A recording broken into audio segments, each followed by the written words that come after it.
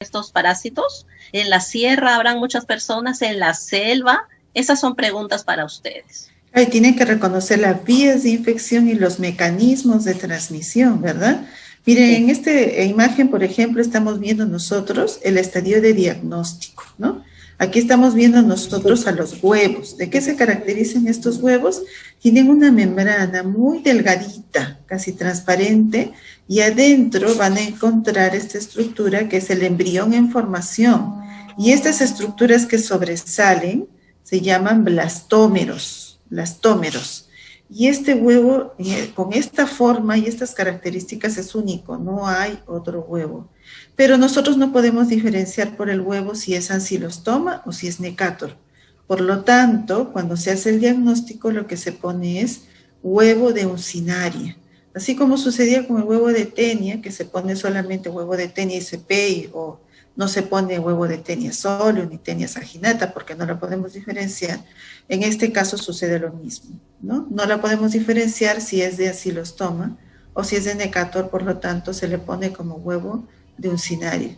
Pero si nosotros observamos las partes posteriores de los estadios adultos que podríamos encontrar nosotros en los pacientes, pues tenemos que observar, por ejemplo, en un macho adulto, la presencia de esta bolsa copulatriz, cuyas costillas, le llaman así, ¿no? Estas estructuras alargadas le van a servir para sujetar a la hembra durante la cópula.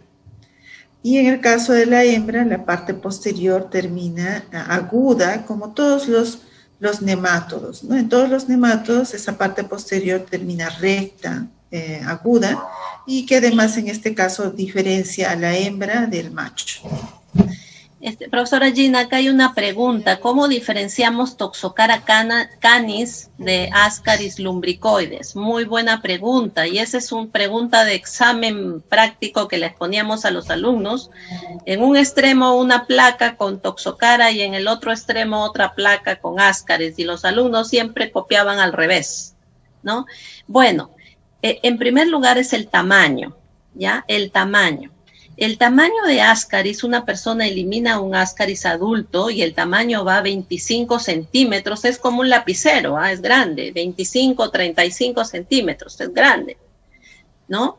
Y Toxocara canis, ¿no? Toxocara del perrito, pues llega a 12 centímetros, 6 centímetros, es pequeño y es más delgado, es más delgado.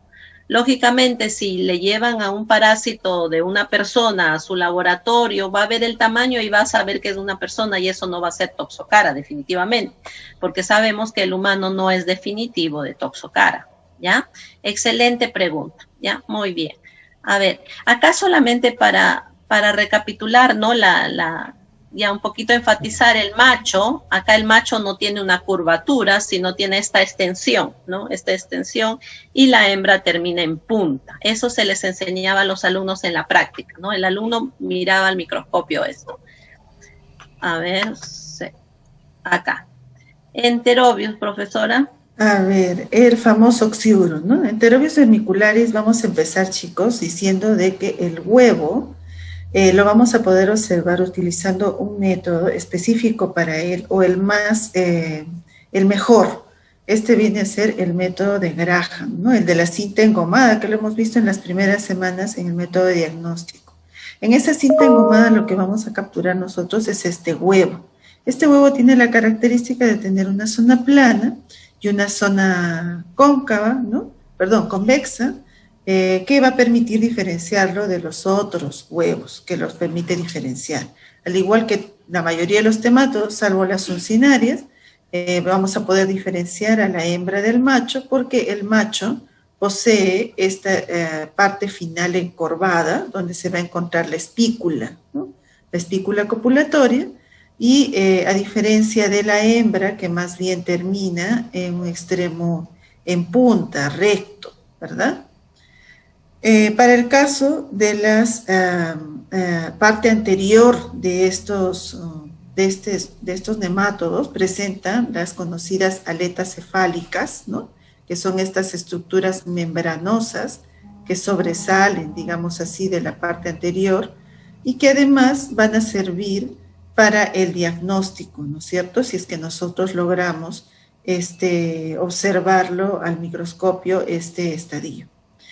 Además, es característico la presencia del bulbo esofágico en todos los nemátodos, que es esta estructura que sobresale, que recalca, inclusive en el caso de las larvas de estrongiloides, diferencian a la larva filariforme de la larva raditiforme.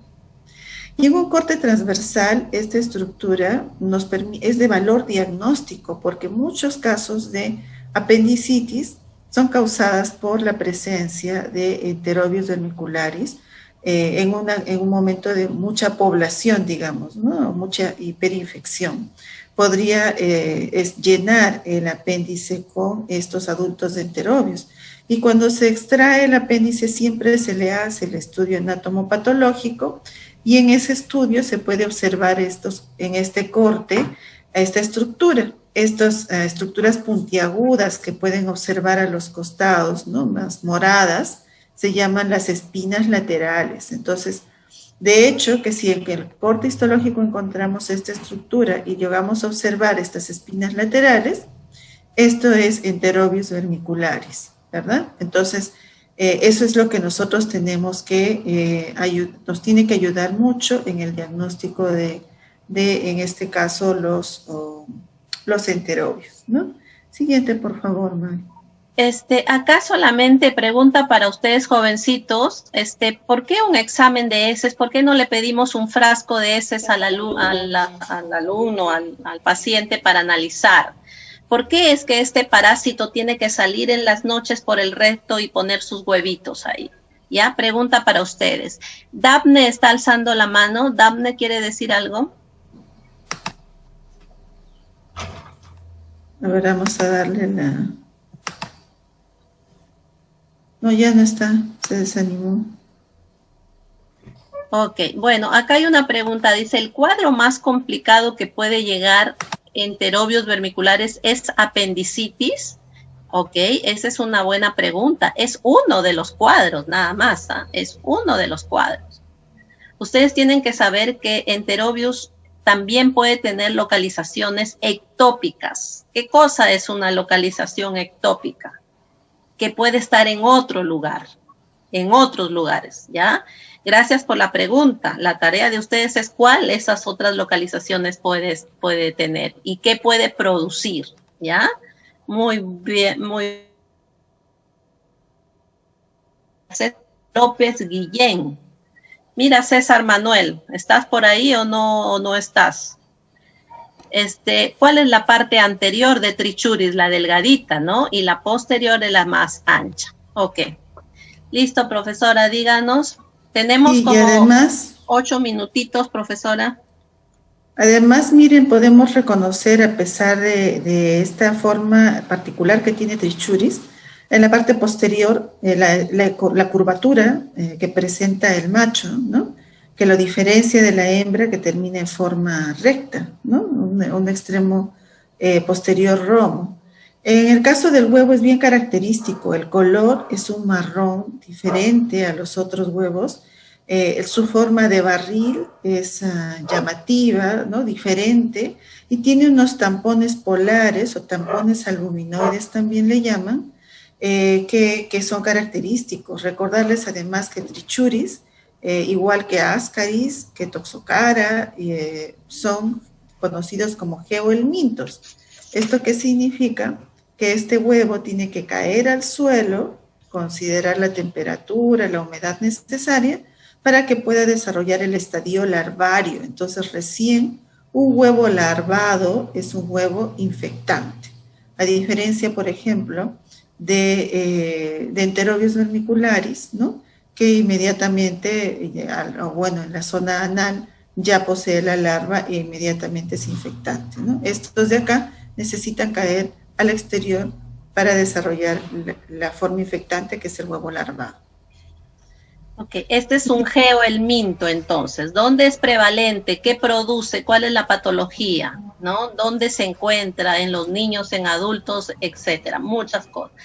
Acá había preguntas de nuestro alumno Sergio Zavala. Sergio Zavala está preocupado, no capta un poco el ciclo de estrongiloides, ¿no? Pues estrongiloides, en primer lugar, es oportunista en pacientes VIH, jóvenes, ¿ah? En pacientes VIH.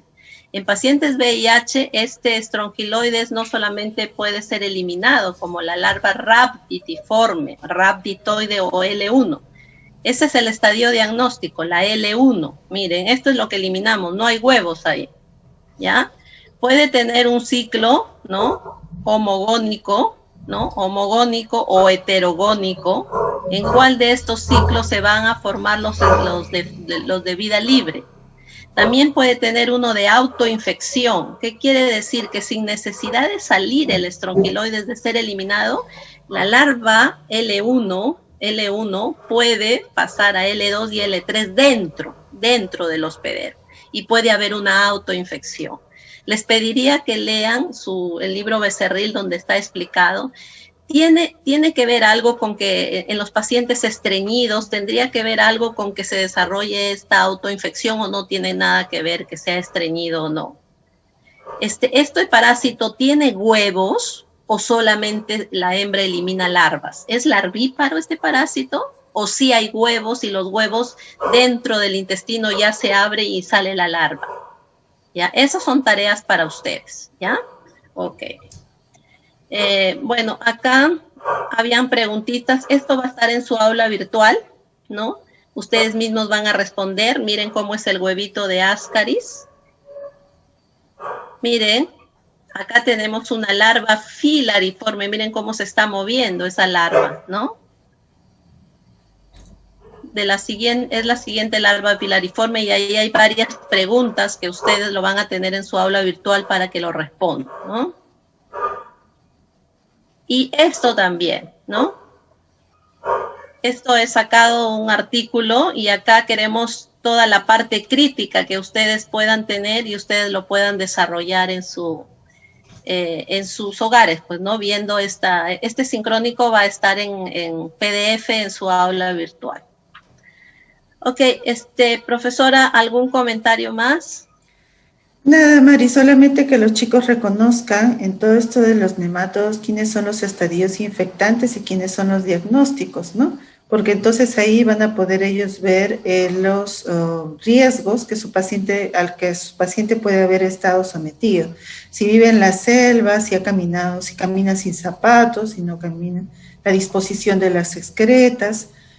Todas esas situaciones son importantes para nosotros o para ustedes cuando hagan su diagnóstico, poder sospechar qué tipo de parásito podría estar afectando a su paciente. Recordar además que la prevalencia de estos nematodos es variable, pueden estar en la costa, pueden estar en la selva, pero realmente y notoriamente se conoce que en la selva hay mayor prevalencia justamente porque las condiciones los favorecen para su desarrollo, para su crecimiento y para su transmisión, obviamente, porque no hay un servicio de agua y desagüe habilitado. Entonces, estas prevalencias tienen que ser bien estudiadas y va a depender del lugar donde ustedes estén para que sospechen el tipo de parásito que podría estar padeciendo su paciente. Entonces, es importante que ustedes le den una revisadita a este artículo que se les está compartiendo, porque es para